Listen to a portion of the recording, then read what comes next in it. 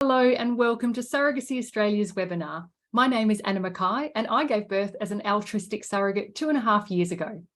I would like to acknowledge the traditional custodians of the land upon which we are recording, listening and living on, and pay my respects to elders past, present and emerging. Tonight my co-host is Katrina Hale from Sydney. Katrina is a psychologist and infertility counsellor with over 25 years counselling experience. She is passionate about surrogacy and a strong supporter of all walks of the community that wish to create a family through surrogacy or assisted reproduction. She is committed to helping intended parents and surrogates and their partners successfully navigate their surrogacy journey together. So welcome, Katrina. Thanks for joining us. Hi, everyone. Wonderful to see everybody here. So a few bits of housekeeping first. So if you're brand new to the community, I'll mention that I run these webinars more regularly, fortnightly on a Wednesday. I alternate between having a focus for intended parents, we abbreviate that to IPs, one week, and then a surrogate focus the next. I'm also joined by a co-host each week who's either a surrogate or a parent through surrogacy, a gay dad or a straight mum. So that would be a really good place to come another week if you're pretty brand new. So there's opportunities to ask questions tonight. So enter them in the Q&A box that you'll find at the edge of your screen somewhere. There's a chat section, which is already quite active. So you're welcome to say hello, say where you're from, but you're also very welcome to remain anonymous as well. In terms of who I anticipate is with us tonight, you might be IPs who are new to surrogacy and you're looking for a surrogate. You might have formed a team. You might be a surrogate who is new or experienced. Welcome to everyone. So I'll switch to the slides and show you what we're going to go through this evening, which is this one. That worked, Katrina, didn't it? Yeah. Got there, yeah. Good, there are the screens. So here is the order of what we're going to go through. So if you're looking for more resources, you can find them on our website. Head to the pink webinar section. Within there, follow the further reading section, and then there's a list of links. But it really would be best to come to a webinar to understand them a bit more. So as we've mentioned, this is Katrina, and you can look her up on Google by typing her name in Sydney, or head to her website, katrinahalepsychology.com.au. I'm just going to add in there, because I realise some people may or may not know this, that Katrina is obviously available for running counselling sessions with IP surrogates when you're a team, to do that mandatory counselling. For pre-surrogacy, pre-surrogacy counselling, if you like, while you're thinking it all through, for ongoing counselling during pregnancy and post-birth. And she now just specialises in surrogacy. It's her whole work. So one of our queen bees in this community. Just in terms of the order of the steps in Australia, just to give a little bit of context if you are brand new.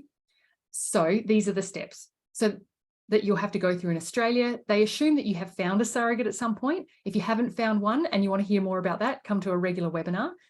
Your options are to find a known surrogate, be that telling family or friends about your need for one, or finding an unknown surrogate, which would mean joining the online groups, or SASS, which stands for Surrogacy Australia's Support Service. Then eligibility. So to engage with a surrogate, you either need to not have a uterus, so be a same-sex male couple or a single man, or because you were born without a uterus or have had a hysterectomy, or have been advised by a specialist that carrying a pregnancy is too great a risk to yourself or the baby.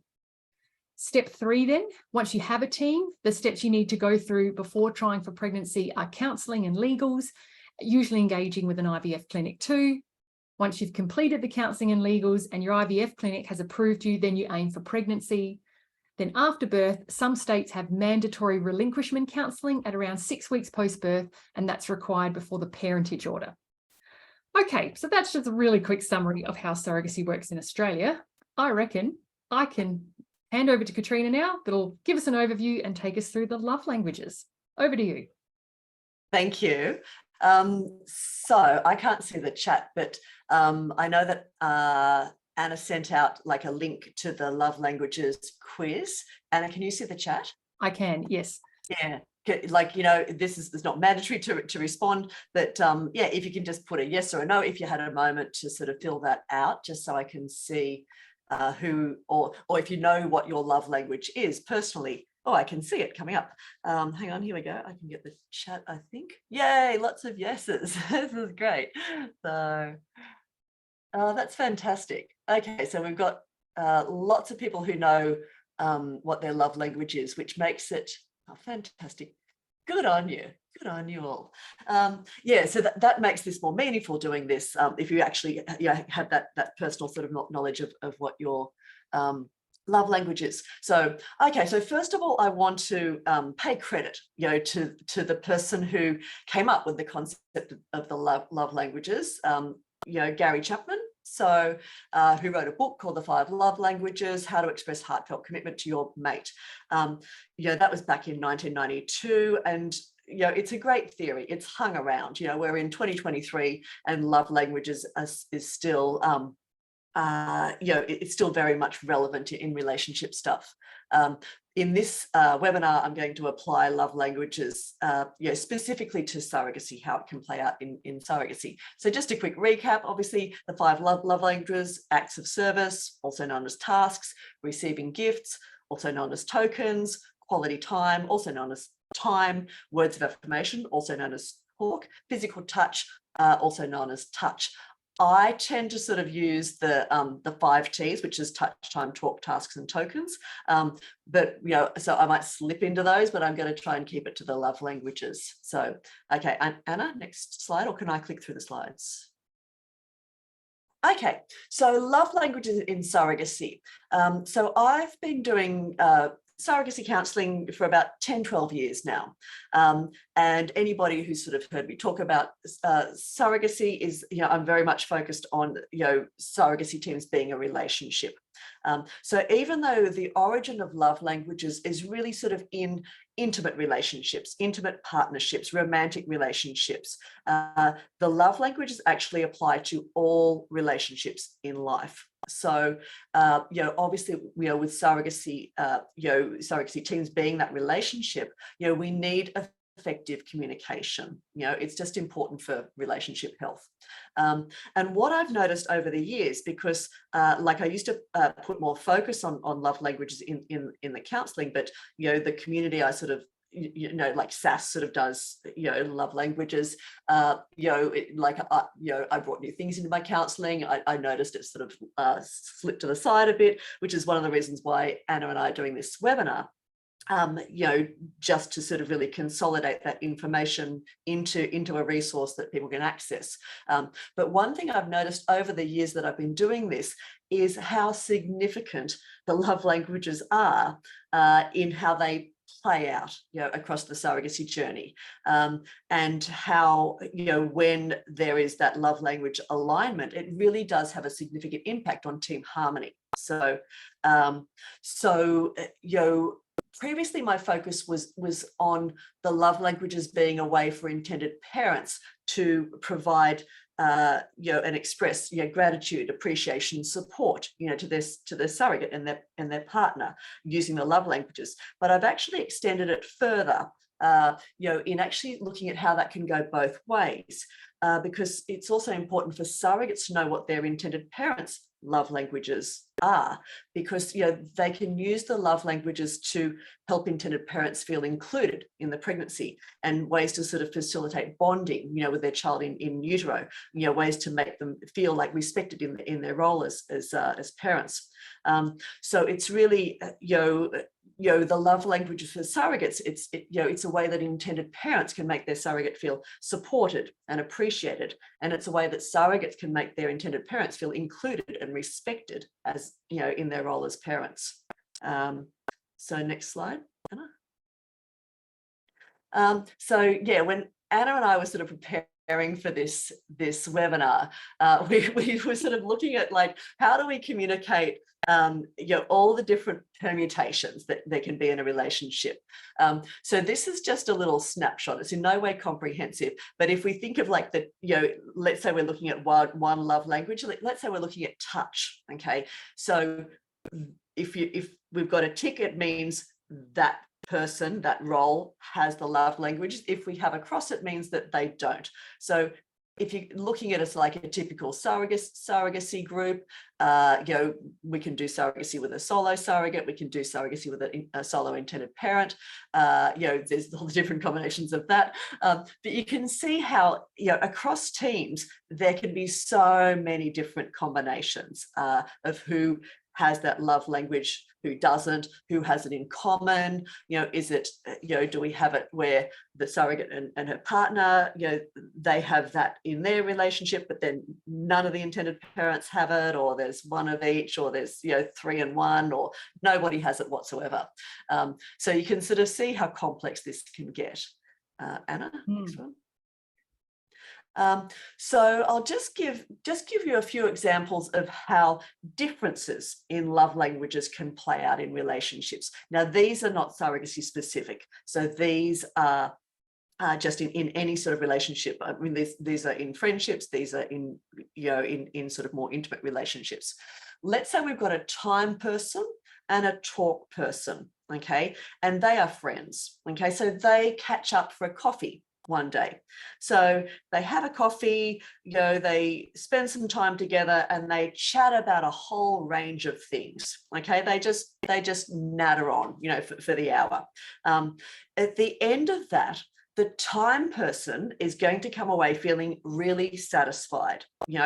It's like, oh, it was so good to spend some time with my friend. Oh, it's like we just chatted. I can't remember what we talked about.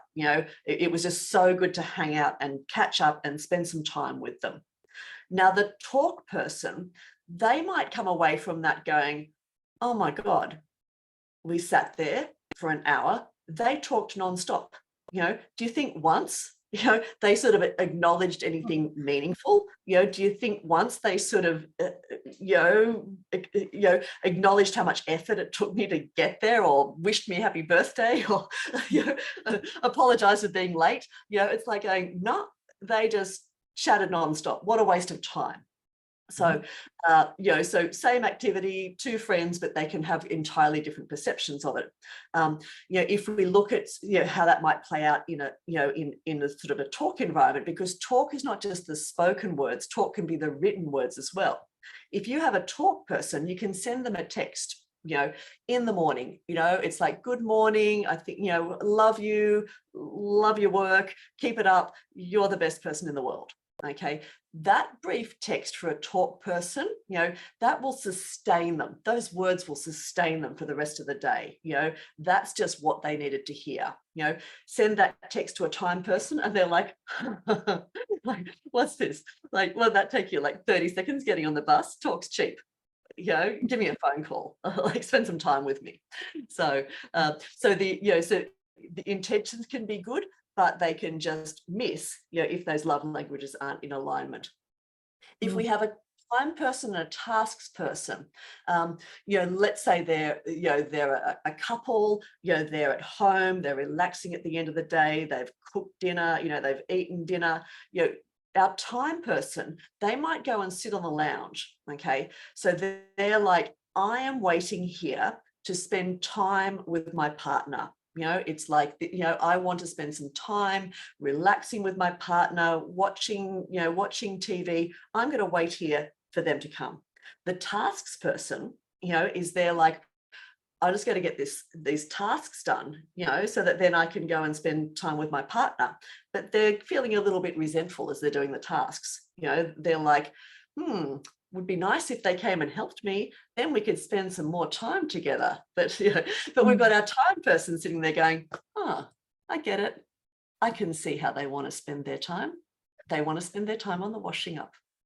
Washing is up more important to them, to me, because that's what they want to spend their time on. So, so again, we've got good intentions, but a mismatch there. If we have a tasks person and a tokens person, we might have a tasks person who is, they're busy, they're overwhelmed, they're really stressed, they've got too much on their plate. Their tokens partner notices that, can see that they're stressed out, can see that they're overwhelmed, and they think, I'm going to do something nice for them. I'm going to do something so that they know how much I see them and appreciate them and recognize the stress that they're under. I'm going to buy them a bunch of flowers. Okay.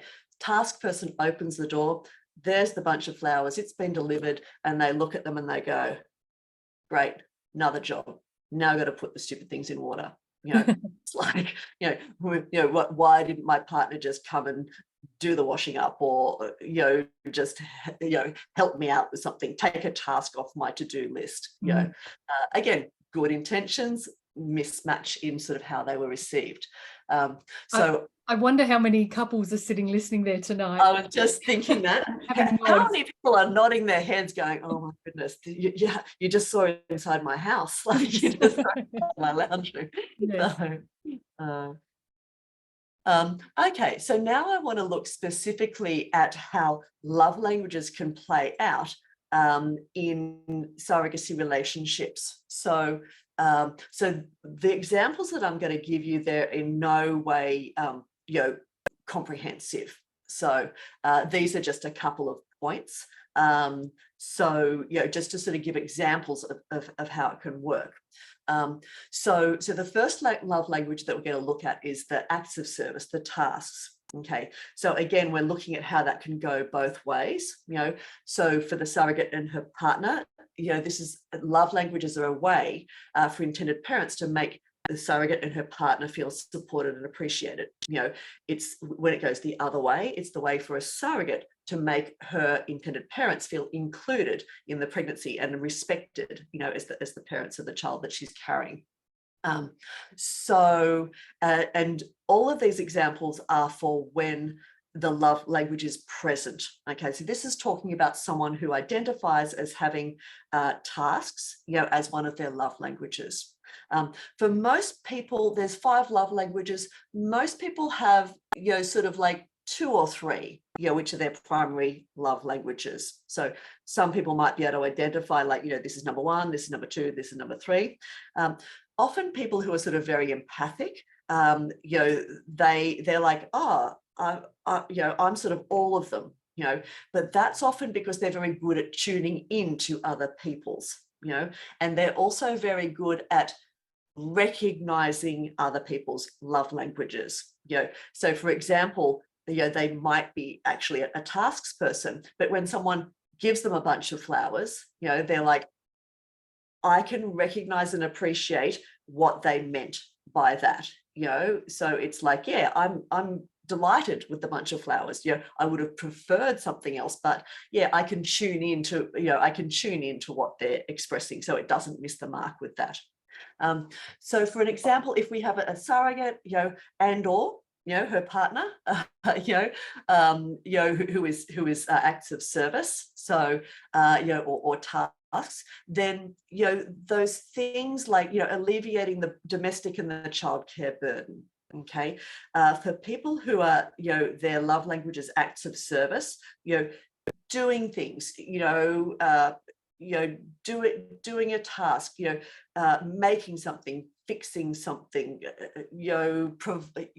providing practical support, doing a job. If an acts of service person, when that happens, it feels like love to them. It feels like support. People who aren't acts of service, they're just chores. They're just things that need to be done. They don't have that emotional meaning to them. Okay, so if the surrogate, and or her partner, is tasks, then the things that are appreciated, the things that demonstrate that support and appreciation, are making her life easier. Easing that burden.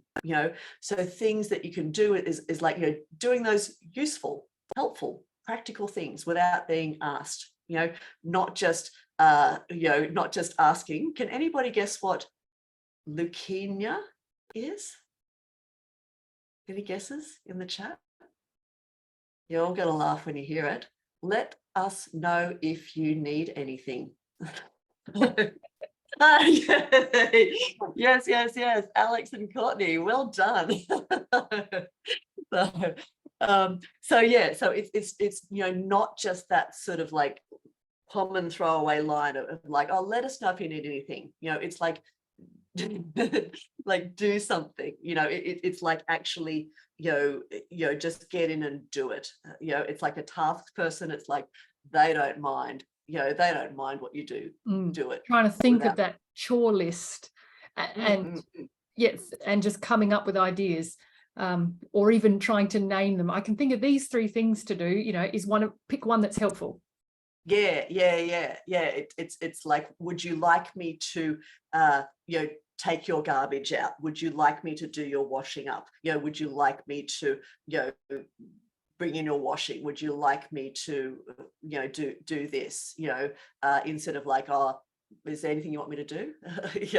So for intended parents, for intended parents, being a way to feel included, a way to feel respected, in their role as the parents, is to have ways of expressing their support, to have ways of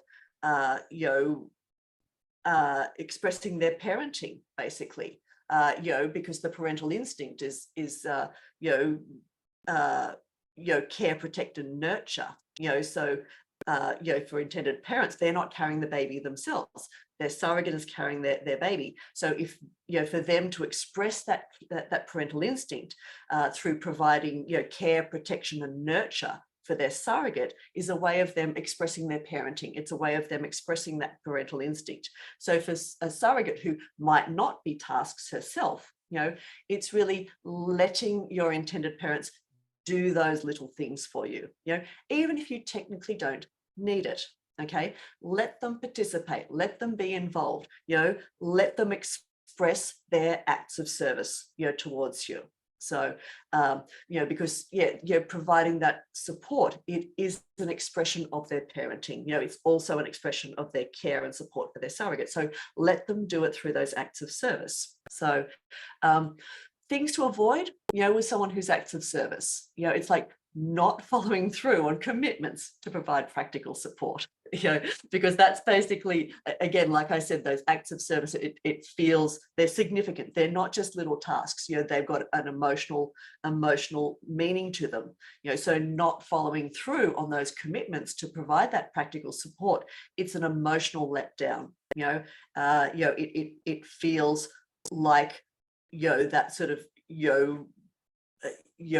support, appreciation, gratitude, wasn't there, even though it was a task that didn't get done, but it feels like an emotional thing was missed, not a practical thing was missed. So also, it's for sort of someone who's I mean, this is sort of a common thing for human beings, but particularly for surrogates, not asking for help, out of a concern for feeling like a burden, like particularly, if you know that your intended parents are tasks, it's to sort of, again, not ask for help, not let them sort of, express themselves, to demonstrate those acts of service. You're really denying them the opportunity, to sort of show their love and care and appreciation and support for you.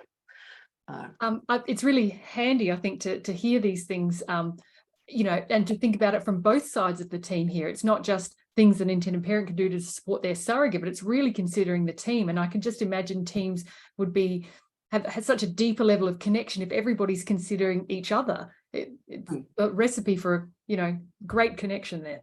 Yeah. Well, again, this is, it's like I said, this extended concept. It's like only recent for me to sort of extend the concept of this. So words of affirmation, also called talk. This is so this is, of all the love languages, this is the hardest one. For people who aren't talk, this is the hardest one to sort of get right if you're not a talk person. People who are talk, they just get it. They just know what it is. Okay, so to try and sort of explain what talk is. So talk, talk is very much like having a cheer squad. Okay, it's someone who it's like, for a surrogate and a partner, that cheer squad concept, is really, I've got people who are providing that, verbal or that written, encouragement, appreciation, and that then, is interpreted as emotional support. It's like, they see what I'm doing. They notice what I'm doing. They are sort of, cheering me on, with that. And remember that words of affirmation, they're not just spoken. They can be written, so they can be texts, like sending, encouraging words or validating words. They can be cards, they can be letters, they can be social media posts. One of the things that Anna and I were talking about, it was like, it's, social media posts could go either way, because sometimes what can happen with words of affirmation is people might tell other people, it's like, say, I might be an intended parent and I might tell other people, oh, our surrogate, she's the most amazing person in the world. She's so generous, she's such a kind person. It's like she's always thinking of other people. It's like we just appreciate her so much. Okay, so they're telling everybody they know, these wonderful words about their surrogate, but they never put them into words, for their surrogate. And if she's talk, she wants to hear them, because again, that's the cheer squad. It's like, it's like, oh, that's lovely that you think I'm a kind, wonderful, generous, caring person who's always looking after other people. Okay, let me tell you about something with talk. If you give those words to a talk person, they feel emotionally supported. They feel validated. They feel appreciated. But what they'll say to you is, oh, you don't need to say that. Like, no, it's like, oh, no, it's like, you don't need to tell me that. Tell me more. Tell me more. Tell me more. Tell me more. Yeah. You didn't need to say that. So it's like do not take the being dismissed literally. It's like when they received, then they get to be dismissed. Okay. But if they're not received, there's nothing to dismiss. Okay. So when they get dismissed, that's because the person's emotional cup is full. So yeah, social media posts, this was something that Anna and I were talking about. It's like, yeah, if I'm talk and then I'm a surrogate and I'm talk and then my intended parents write a glowing post on social media with all these lovely words about me, that they've never ever said directly to me, it's like, that's not going to be so meaningful for me. To me, that's going to be like, oh, you're actually, just trying to make yourself look good. It's like, just because you're giving these words to other people, not to me. It's like I would rather have them given to me directly than read them on a social media post. So it's sort of, it's like I said, talk is a very, very tricky one. If we've got intended parents, who are talk, then it's really expressing verbal appreciation, for the support that's given, if they're doing tasks, if they're doing things, if they're organizing things, if they're booking appointments, if they're just there, it's really just, putting it into words. Thank you so much for organizing that. I really appreciate that you're making this easy for me. Thank you so much for taking good care of me. Thank you so much for the emotional support that you give me. It's like, I really, really appreciate it. You are fantastic intended parents. So also encouraging and validating their future parenting. You are going to be great parents. You are going to be the best parents. Like, your kid is so lucky. It's like, the way you're setting up the nursery, it is like so cute. It's like, I am so into it. So, it's really just, again, providing that cheer squad the other way. The cheer squad concept is really, often it's just sort of describing what the person is doing, that you're happy about. So, okay, things to avoid with words of affirmation. There's a concept of sort of like, talk is cheap, that a talk person, it's like they're needy, they need their ego stroked. Why do I need to, like, pump them up all the time? You know, why do I need to sort of stroke their ego, you know, all the time? But if we think about it, if we compare, you know, those sort of words, you know, to sort of like a hug, you know, they're a form of support. You know, we can understand that someone might need a daily hug, you know. So why is it unreasonable, you know, that they might need daily words of encouragement? You know, it's sort of like, no, I gave you a hug 6 months ago, you know, when I told you that I thought you were amazing. Why do you need another one? You know, you know, it's like, you know, you got one 6 months ago. So yeah, you're so needy and demanding.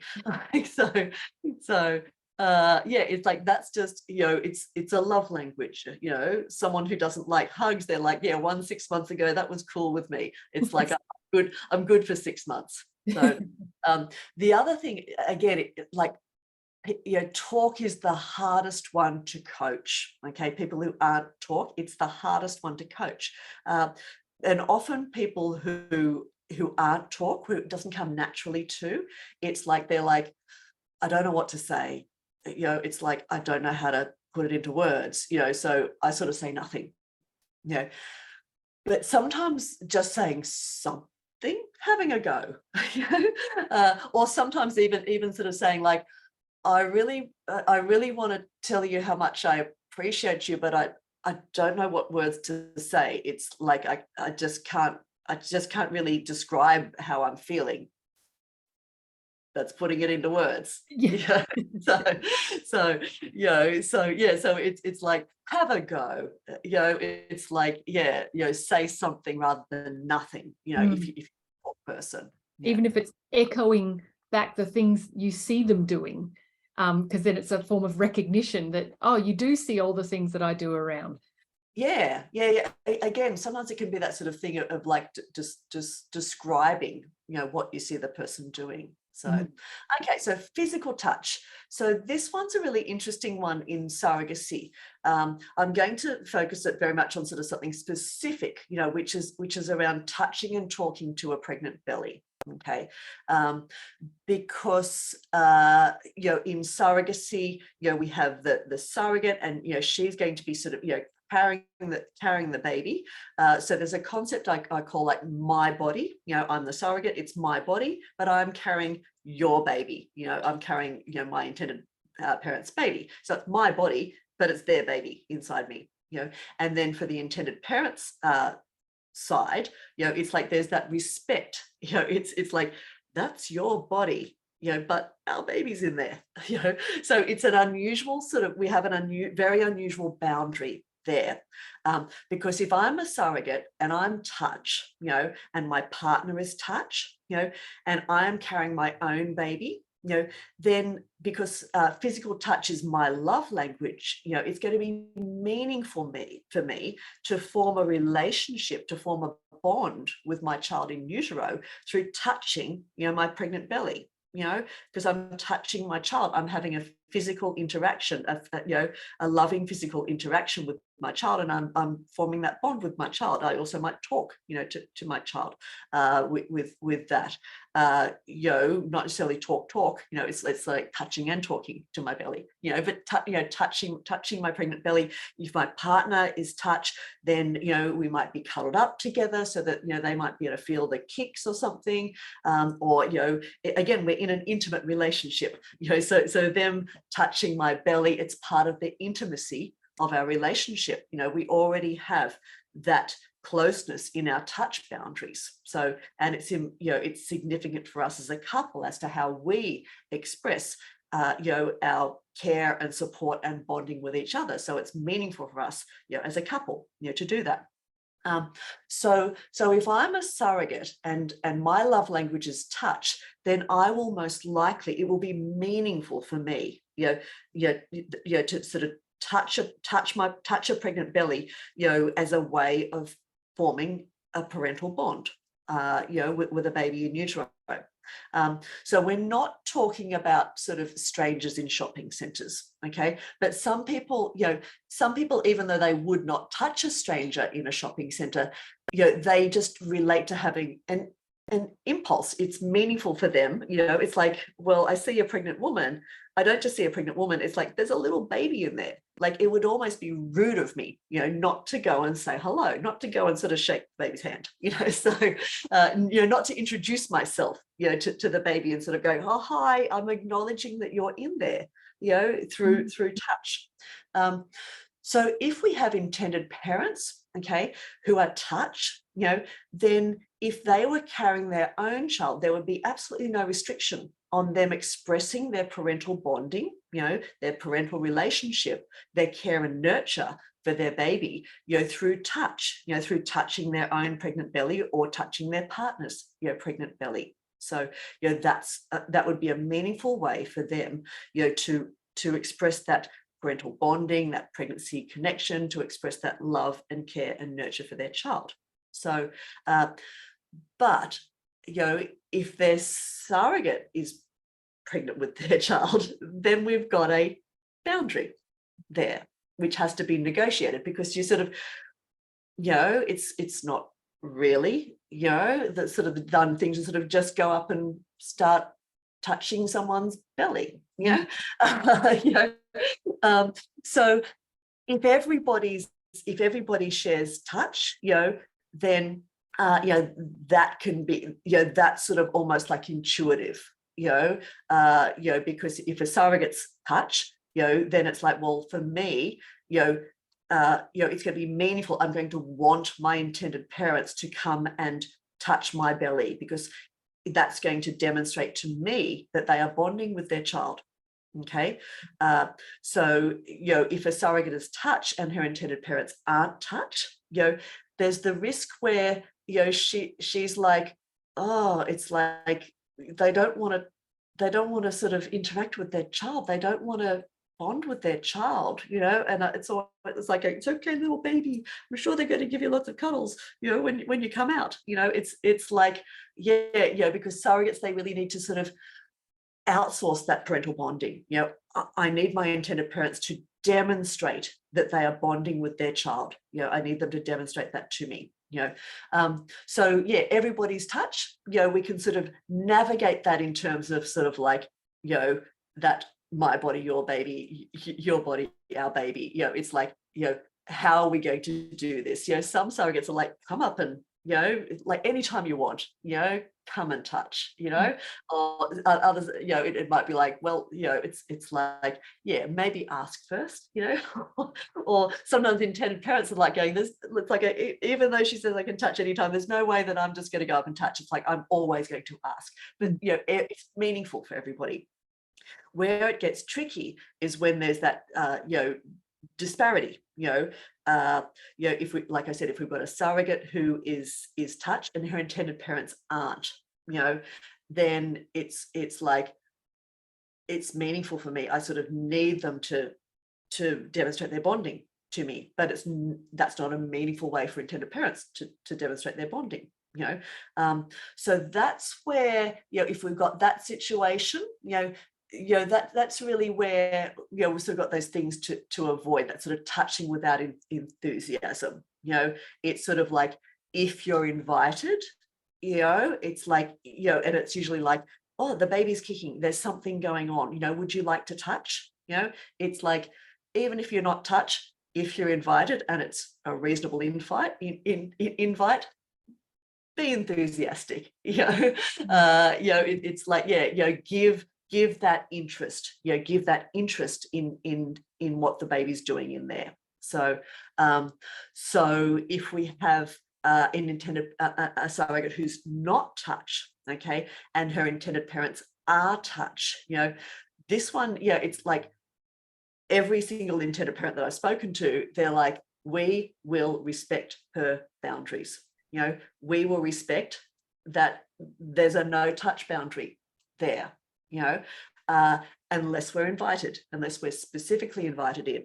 So, but how that leaves intended parents, it's like with a sense of yearning, it's like, I really want to touch, it would be meaningful for me to touch, it's like, I can sort of feel it, but I'm going to respect her boundaries, so I'm not going to So again, it's sort of, if you're a surrogate and you know that your intended parents are touch, it can be thinking like, is there a way that I can be comfortable with giving them an opportunity to sort of connect with their baby in that way.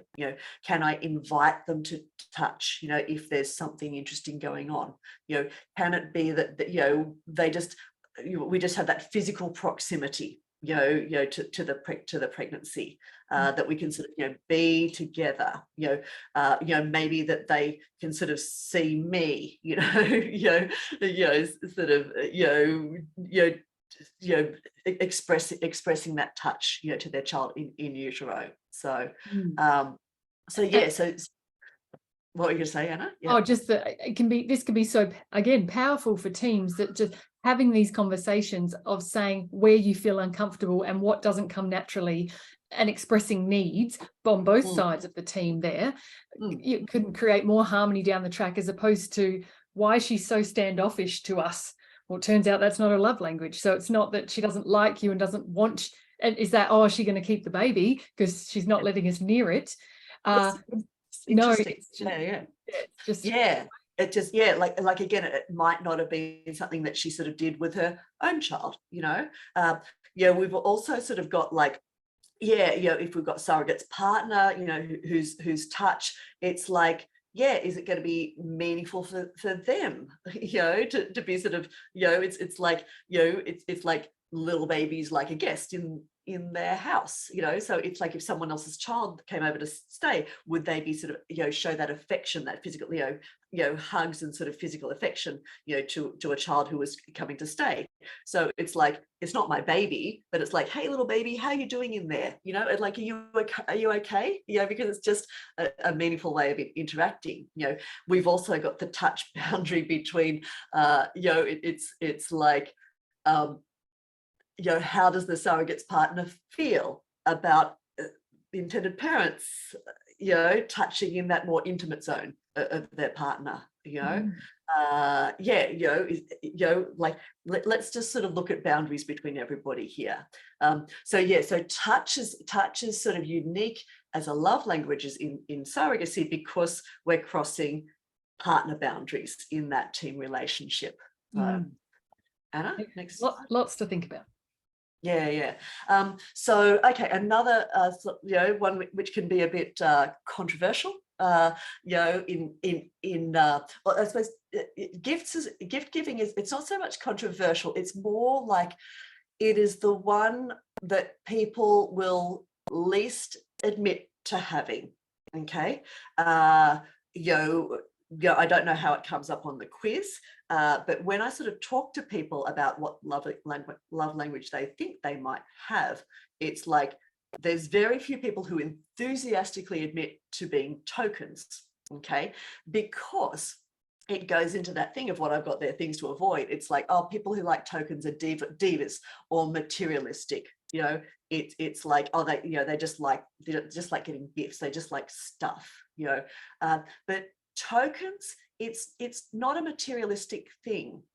It's, if we think about it as more as a token of appreciation, it's something, an item, or a gift, or something which represents, it represents that support and appreciation. It represents, it represents that sentiment. It represents, it represents something meaningful. It's like, I saw this and I thought of you. This token reminds me, of that experience we shared together. It's like, I really appreciate what you did. Here, have a box of chocolates.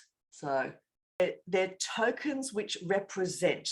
Okay, they represent love, love, affection, appreciation, support, being appreciated, gratitude, ways of, feeling included, feeling respected. Okay, so if we've got a surrogate, and or her partner, who identify their love languages as tokens, as intended parents, you can find out, what she and or her partner like. It's like, what do they like to eat? You know, what do they like to drink? You know, is it cheese or chocolates? You know, is it red wine or white wine? You know, pregnant surrogates obviously aren't drinking. So, you know, like, you know, what's their favorite ginger beer to quell the nausea? You know, what's a treat for them? You know, is it flowers, candles, soap, you know, small gifts, you know, things like that. You know, and it's you know, something that can be, you know, spontaneous. So it's you know, it's not sort of like, oh, you did this, I'll give you a gift. You know, it's so that's sort of where it's more like, oh, it's a payment. You know, it's more that sort of spontaneous thing. You know, and another way is you know, if someone is tokens, then, you know, turning up with sort of gifts and treats for the kids, you know, is going to be meaningful. Oh, it's like, oh, you're into my kids, like, yeah, you know, you're appreciative of my kids, you notice my kids, you recognize my kids, because you sort of give them those gifts and treats and things. So if an intended parent you know, is gifts or tokens, then it can be, you know, mementos. You know, it's like, you know, it can be ultrasound scans. You know, it can be the pea on a stick, you know, in a gift box.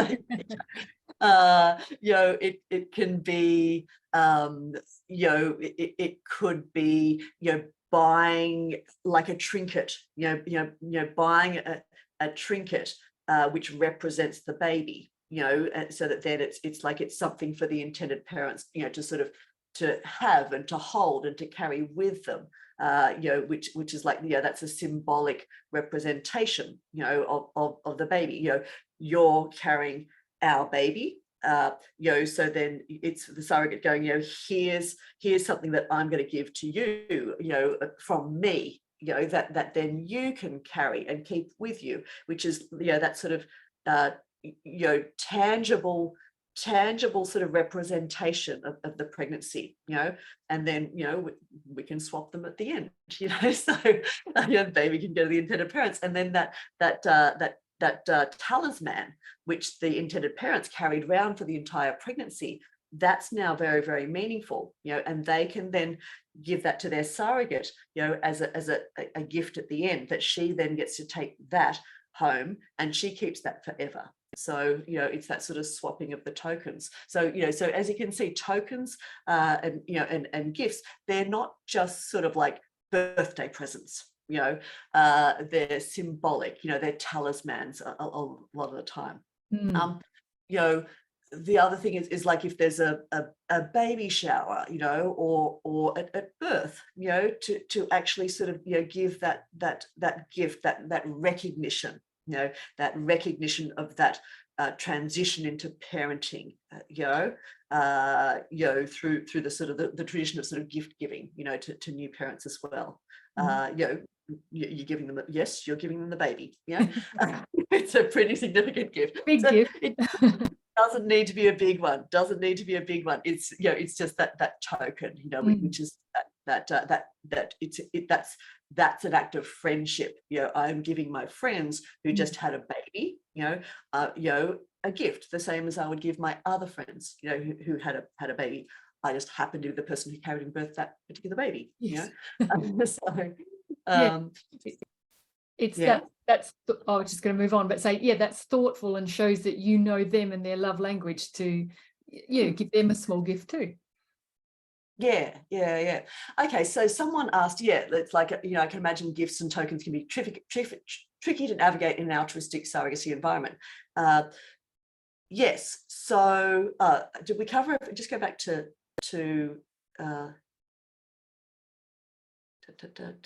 yeah, okay, so we've got the concern. Yeah, okay, so I'll answer that question. Yes, you can go on to the next one.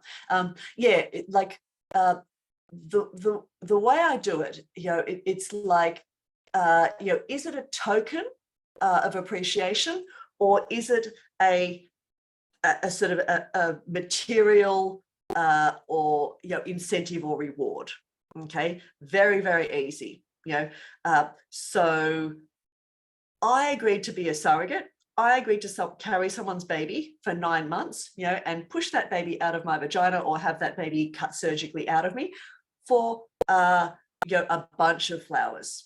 okay, you know, for a new dressing gown, you know, for a pair of shoes, you know, for a seafood dinner, you know, for a weekend away. I did all of that. You know, carried a baby for spent all that time and energy doing the legals and the counselling and the paperwork and doing IVF and you know, carrying a baby and birthing that baby for a weekend away. Does it add up? Does it feel balanced? You know, if it doesn't feel balanced, it's a token. It's a token of appreciation. You know, I agreed to do all that for a new car. You know, it's starting to balance there, you know, depending on what type of car it is. Okay. You know, I agreed to do that for a trip to Disneyland for my family, you know, for me and my 3 kids. You know, it's like, yeah, we're definitely getting in the range where it's feeling like compensation. You know, it's feeling like, yeah, that things are in balance. So that's a really, really, you know, easy way to do it, to sort of go, you know, it's like, so yes, it might not have been strictly necessary. Okay, it's like, yeah, you know, it wasn't an appointment, you know, it wasn't maternity clothing, it wasn't, you know, strictly pregnancy or surrogacy related, you know, but was it just a sweetener? Okay, you know, was it just a treat? Was it just a token? You know, and that's a really, really easy formula to do it. It's like, does it add up? You know, does it, would anyone with common sense go, oh yeah, I can see why she did that now. Yeah, because if others find out that she got a car or a trip to Disneyland, you know, what if you said it to other people, would they go, that's compensation? But if they say, bunch of flowers every week, oh yeah, sign me up. You know, yes. it's oh yeah, I can see what that was about. Yeah, Yeah, signed up for that. So I'll just add, if people have got more specific questions about that tokens one or the gifts one, feel free to type them in and we'll get to them as we do. And I think we've on our last 5th love language now, are we? Time? Yeah. And someone, and yeah, so for so for people who are tokens as well, there's that joy in giving gifts as well. You know, so I think one of the things that we had before was you know, receiving them enthusiastically. You know, it's like, if you're not tokens, but you know, you're with someone who is tokens and they give you a gift, it's like, appreciate it, you know what it means to them. You know, that's their way of expressing, you know, their support or their appreciation. So so the final one is quality time, you know, or just time. So so quality time, you know, that's about prioritizing someone in your time. You know, we all have 24 hours in our day and we get to choose how we spend that however we want. You know, so we've all got the same amount of time. So so it's like, who and what do I give my time to? You know, who and what is my priority? Okay, so if we have a surrogate and or her partner who are time, you know, ways of you know, making them feel supported and appreciated through time, you know, is you know, if there's an appointment, let's say it's a scan, okay, to not just make that about, you know, the business. You know, it's not just, oh, we have a medical appointment to go to and that is purposeful. Okay, you know, so you know, I'll meet you there 5 minutes before, we'll do the appointment, look, it should be finished by about, you know, 9:45. Look, I'm really busy, you know, so I'm going to have to get back to work. Okay, or you know, it's like, oh well, I'll you know, we'll fly in, you know, we'll attend the appointment, but then we're going to have to get straight back to the airport because we've got to get back. You know, it's like, we're just doing the appointment. You know, for someone whose love language is quality time, you know, then it's like, oh yeah, we've got to attend the appointment, you know, but it's like, oh, I thought that was going to be an opportunity for us to spend some time together as well. You know, I thought you'd sort of want to spend some time with me. at the same, as well as getting the appointment, as well as getting the activity done. So, so I thought we could have lunch, or maybe we could have a coffee, maybe we could just hang out for a bit, in addition to sort of, adding time around those sort of activities, there's also just, spending non-surrogacy time together, let's spend some time together where there's nothing surrogacy related to do. If I'm a time person, then that's really, really meaningful for me. It's like, oh, you're not turning up to spend time with me because there's something to do surrogacy related. It's like, oh, you actually want to spend time with me. I'm actually a priority for you because there's so many other things you could do with your time. But yeah, you're choosing to give it to me. You're choosing to spend it, to me. If we have a surrogate and a partner who are time, then giving them the gift of time, giving them time to, doing stuff. Sometimes it can be, you can do tasks to give the gift of time. I have so many people who are like, oh yeah, I used to be time, but then I became a parent and I think I'm more tasks now. Yes. And it's like, you're still time. It's like, you just want someone to do the tasks for you so you can get some time, it's like tasks are now the gift of time, so it's like, yeah, so we got a big yes, yes on that one. Yeah, so it's like, it might be doing tasks so that couple can have time together. I will just throw in a question that did come up. Do love languages change at all? And if so, how often? Or are we pretty much geared? I think we're probably, I don't know if there's been any research in this. We'd have to ask Mr. Chapman. We'd have to go and ask Gary Chapman. So, to see, I think they are fairly consistent over time. So, often people will be like, oh, I think mine have changed. But when I actually explore it with them, it's more that they have adapted to their partner's love language. Or even, as you mentioned, with having kids, there's more tasks often that come for many other people, but it could be things are a little bit merged together. Yeah. Or that they might be like, oh no, I'm all of them, but it's sort of like, yeah, that's because you give all of them. It's like, yeah, you can do them all, and you've got people around you who they give to you in their love language, and you'll take anything. It's like, yeah, I don't care, I'll take it all. But there's sort of, but there's like, what would you actually, if you had a choice, what would you actually prefer, and also what do you like to give? What do you naturally give? So, So I'm just reading the chat there. So it's so if we have an intended parent who was time, a way of, again, where we're looking at how can we make them feel included, and respected, in their role as parents.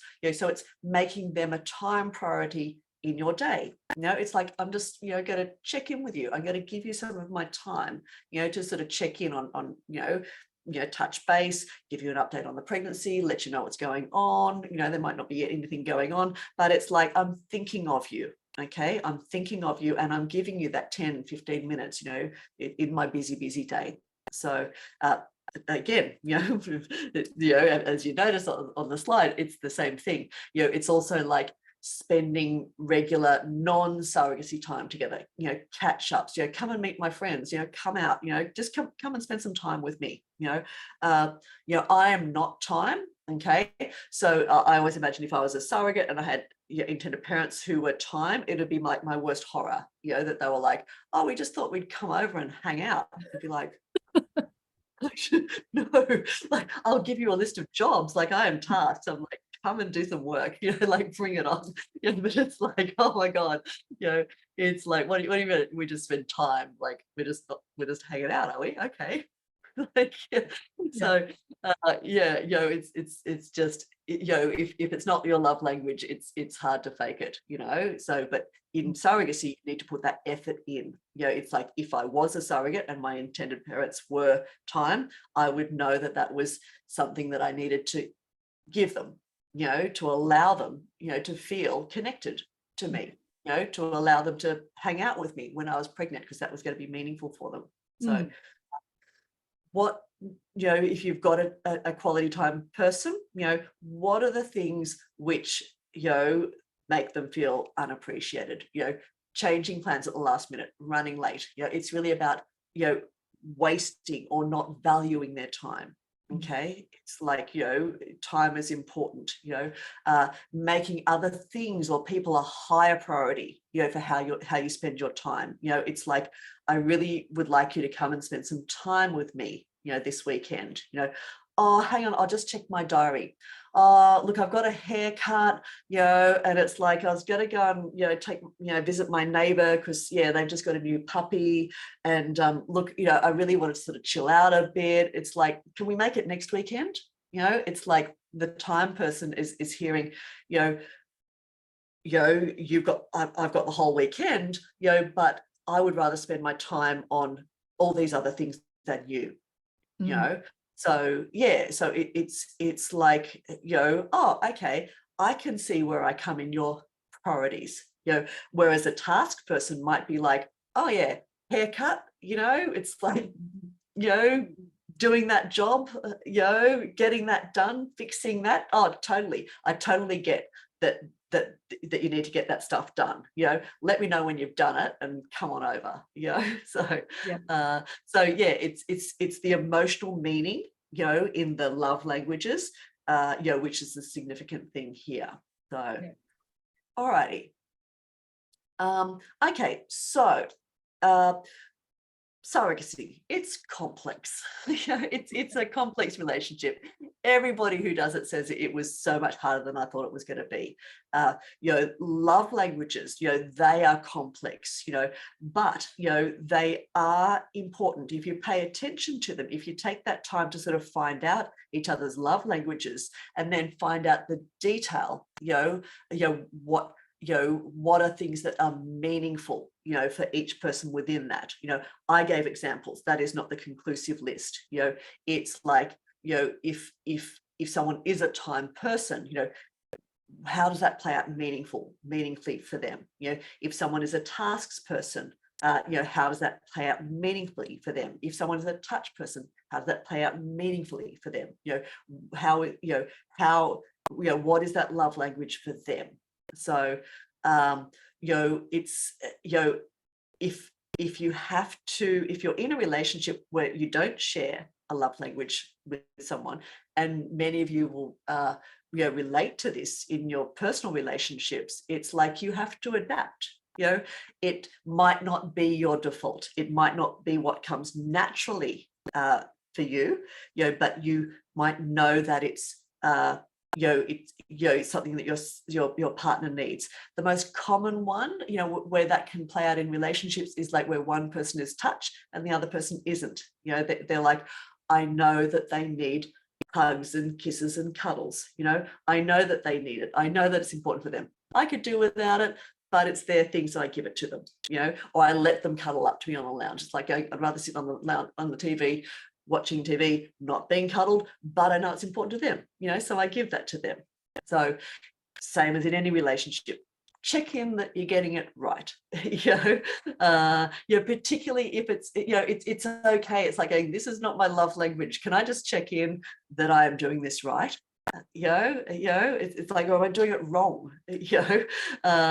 Work in progress. So, and obviously, do the love language quiz because it's online. Fantastic that everybody did it before they came along here. So, all righty, we are running so on time, and Anna, we are nailing this one. Good work. So, So, do we have any questions? So, that we've. So there's one there which an anonymous has used. So yes, other people, you're welcome to type in your questions, and you're welcome to use the anonymous feature if you prefer. So the question is, how do you deal with the complications of these love languages in practice? How would you manage when someone is feeling unseen by the other person, but the other person feels they have been giving everything that they can give?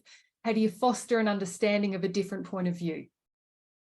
Oh, that's a long question. So, so can you read it to me again? I guess basically, if one person feels that they're giving everything that they can give, but the other person is still not feeling it, you then have to have an awkward conversation, really, together. Yeah, it's really, like if we look at love languages as sort of communication, we have a communication issue. We have one person who thinks that they have communicated, and we've got another person going, I didn't receive it, I didn't get it, it's like, so it's really the same as in any relationship. We need to sort of sit down and discuss it, and listen to listen to what the other person's saying. So it's again, I really hope I'm answering this question. Short answer, it can happen. If there's a mismatch of love languages, highly likely to happen, because it is the hardest thing is to act out, do a love language which is not your natural one, because you're out of your comfort zone. It takes conscious effort. It doesn't come intuitively and naturally, so you're likely to get it wrong, and you might think that you're nailing it. It's like, I'm always fascinated in surrogacy, by the different stories I get. It's sort of like let's say with practical stuff. It's like I might have one party saying, oh yeah, we've been doing heaps of practical, heaps of support. We've been getting lots and lots of practical support. And then I listen to the other party, and they're like, they haven't been doing anything.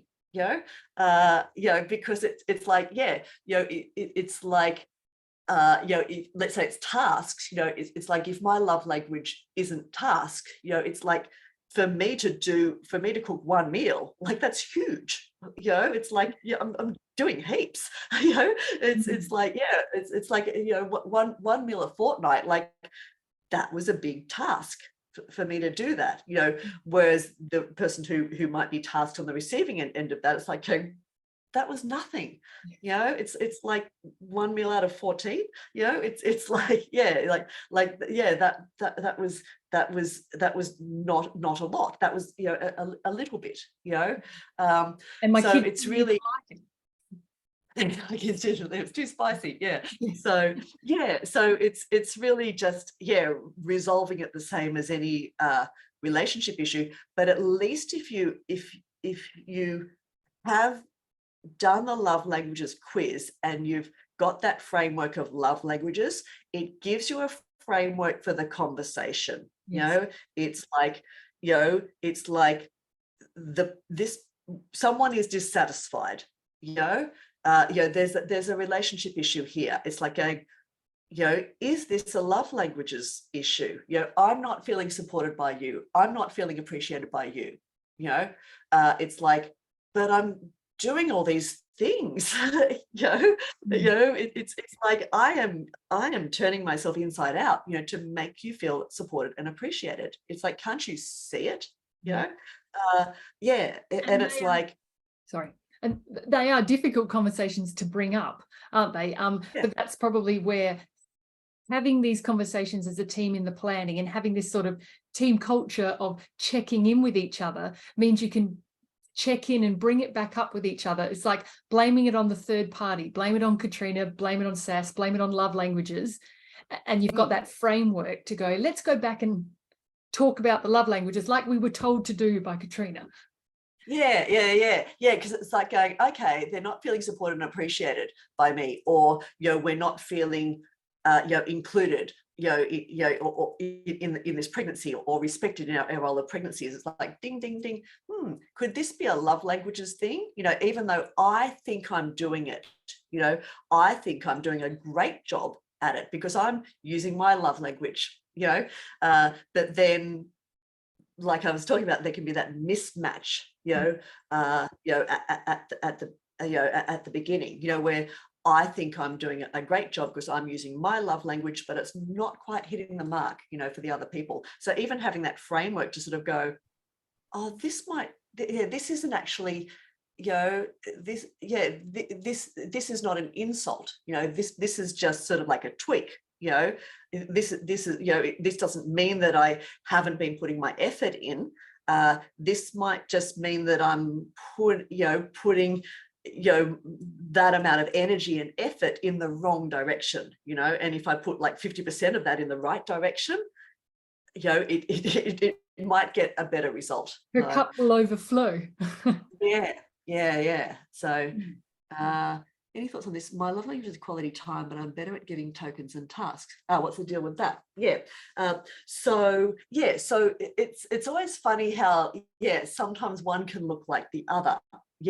So it's like often if we have a time person who likes giving tokens, it's often about the time spent thinking about the token, the time spent preparing the token, the time spent shopping for the token, the time spent making the token. It's like, I actually, really enjoyed, the time I put into this token, and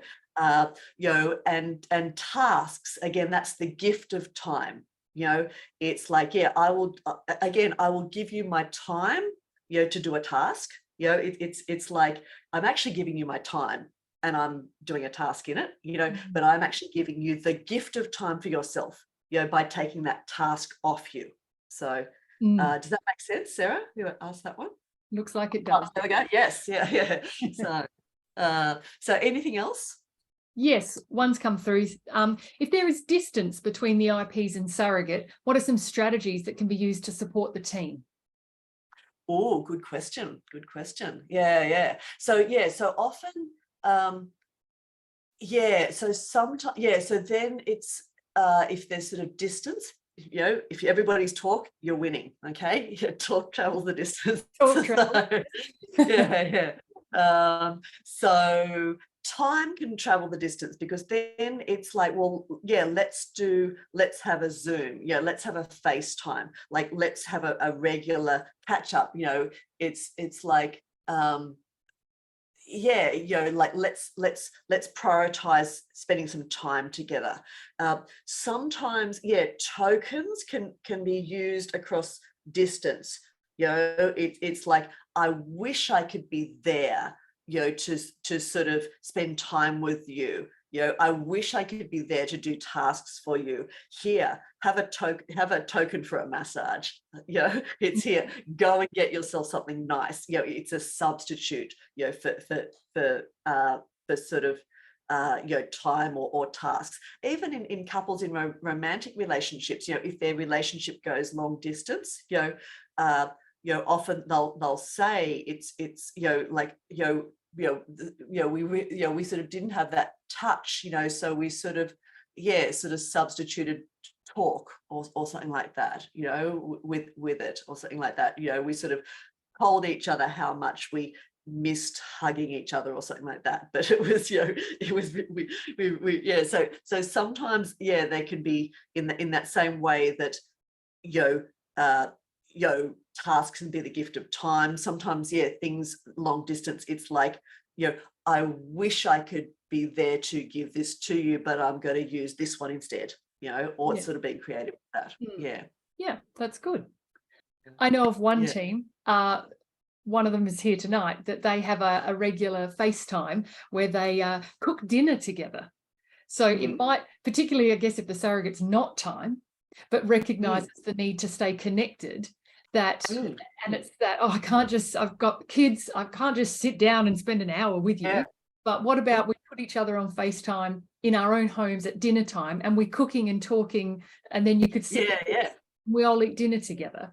It's sort of the virtual dinner party and stuff. So but the surrogate doesn't have to just stop her life. to have that happen. They can get on with and seeing the chaos that is a family life too. Family dinner time, bath time, it's sort of like, read the kids a bedtime story. I was just going to suggest that. On FaceTime or something like that. It's like going, oh, thank you. It's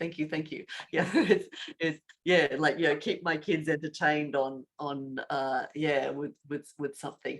Or it can be like sending a gift basket, sending sort of like popcorn and get a movie, here's some popcorn, it's like, like create a family movie night or something like that, like let's give you a family night in or something like that. So and I think some teams, COVID created creativity for surrogacy teams, but just families. I know my mum would sometimes FaceTime the kids and have half an hour with each kid and took them around, and the kids just showed her things in their bedroom or outside, and I knew I had that hour.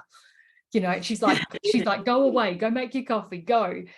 Gift of time there. So thinking back to what we all did in COVID and how we kept in touch with friends and family can come into play here for long distance teams too.